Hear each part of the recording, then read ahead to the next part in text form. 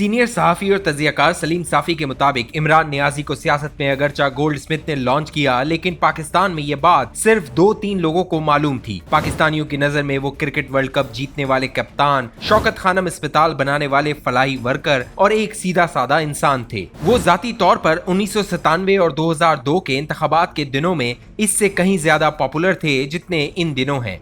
तब इनके साथ ATMs आ मिले थे, बदतरीन हुक्मरानी की मिसाल कायम की और लोगों का ये ख्याल न था कि वक्त आने पर वो फरागोगी, खावर मानिका, बुजदार, महमूद खान, परवेज इलाही, खुसरो बख्तियार, शहजाद मिर्जा, जुल्फी बुखारी और शहबाज गिल जैसे लोगों के जरिए हुकूमत चलाएंगे। अब वो पॉपुलर होने के साथ साथ आइन शिकन जस्टिस उमरता बंदियाल की क़यादत में अदम एतमाद का फैसला करने वाले 5 रुकनी बेंच के मुताबिक, चंदा चोर इलेक्शन कमीशन के फैसले के मुताबिक और जाती, सियासी और माली तनाज़ात के शिकार भी हैं। लेकिन तब वो सिर्फ पॉपुलर थे और इनकी जात के साथ कोई तनाज़ा जुड़ा नहीं था।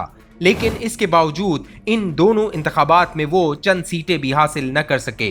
2002 के इंतखाबात से कबल इमरान खान ने जनरल परवेज मुशर्रफ के बूट खूब पॉलिश किए, इनकी वॉर ऑन टेरर में शमूलियत को सपोर्ट किया।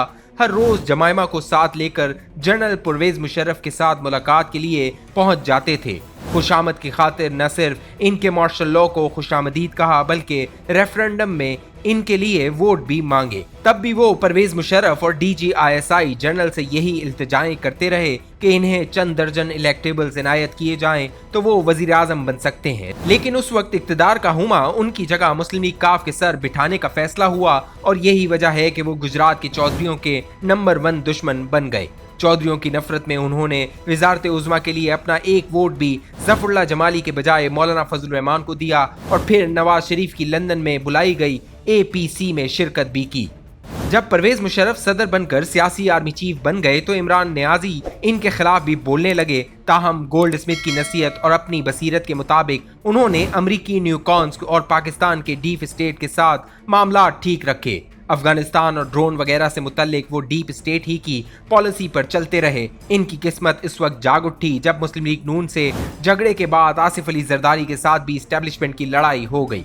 यूं 2010 से इमरान खान को एक थर्ड फोर्स और नए सियासी मोहरे के तौर पर खड़ा करने का फैसला हुआ। चुनाचा मिस्टर X और मिस्टर Y इनको मसीहा साबित करने में लग गए। इनके हक में मिस्टर X और मिस्टर Y ने मीडिया चैनल्स और अपने जेर असर एंकर्स को ड्यूटियां दी।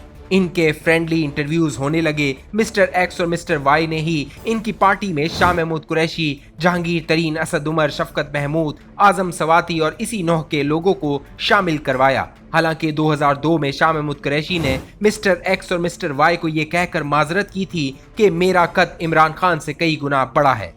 मिस्टर X और मिस्टर Y ने बड़ी बड़ी कारोबारी शख्सियात को इमरान खान का ATM बनवाया। मिस्टर X और मिस्टर Y ने 2013 के इंतखाबात में ही इनको वजीर आजम बनवाने की ठान ली थी। लेकिन इलेक्शन से कुछ अरसा कबल मुस्लिम लीग नून की क़यादत ने मिस्टर X और मिस्टर Y के जरिए कुछ ऐसी यकीन दहानियां करवाई कि जनरल केयानी ने फौज और एजेंसी को इलेक्शन के अमल से अलग किया।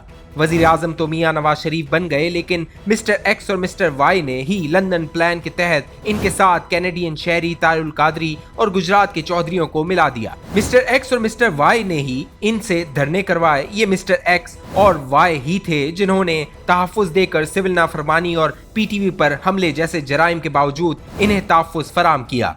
मिस्टर X और Y ने ही इनका रास्ता हमवार करने के लिए नैब को इस्तेमाल करके इमरान खान के मुखालिफिन को डराया, धमकाया और इन्हें BRT, मालम जब्बा और सीता वाइट जैसे केसेस में सजा से बचाया। मिस्टर X और मिस्टर Y ने ही इनका रास्ता साफ करने के लिए नवाज शरीफ को नाअहल करने के बाद बेटी समेत जेल में डलवाया। मिस्टर X और मिस्टर Y ने ही डॉन लीग जैसे बेबुनियाद स्कैंडल बनाए। मिस्टर X और Y ही इमरान खान के सियासी और सहाफती मुखालिफिन को नामालूम नंबरों से फोन करके डराते रहे। मिस्टर X और Y ने इस पर ही बस नहीं किया, बल्कि इंतखाबात से कबल चीफ इलेक्शन कमिश्नर सरदार रजा और सेक्रेटरी बाबर याकूब के जरिए RTS को फेल करने का प्रोग्राम बनाया। और जब इलेक्शन से चंद रोज कबल इसी मिस्टर X और Y ने RTS सिस्टम के जरिए इन्हें जितवाने के मंसूबे के बारे में ब्रीफिंग दी तो वो खुशी से उछले और इसका कोड भी जबानी याद किया। इसी मिस्टर X और मिस्टर Y ने इनके सोशल मीडिया ट्रोल्स को शह दी और ट्रेनिंग दी और अपने यूट्यूबर्स बतौर तोहफा इन्हें अतिया किए।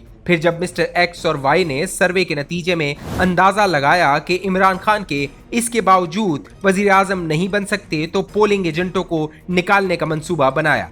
इसी मिस्टर एक्स और मिस्टर वाई ने पोलिंग एजेंटों को निकालकर खुद इमरान खान नियाजी के उम्मीदवारों के हक में ठप्पे लगवाए, जिसकी वजह से अली जैदी और कासिम सूरी जैसे वो लोग भी MNA बन गए जो यूनियन काउंसिल के मेंबर भी नहीं बन सकते थे। इसी मिस्टर एक्स और वाई ने कराची में MQM और PSP की सीटें PTI को दिलवा दी। इन बेचारों ने इस दानली की फरियाद भी की, लेकिन फिर इसी मिस्टर एक्स और मिस्टर वाई ने MQM को जबरन इमरान खान की हिमायत पर मजबूर किया।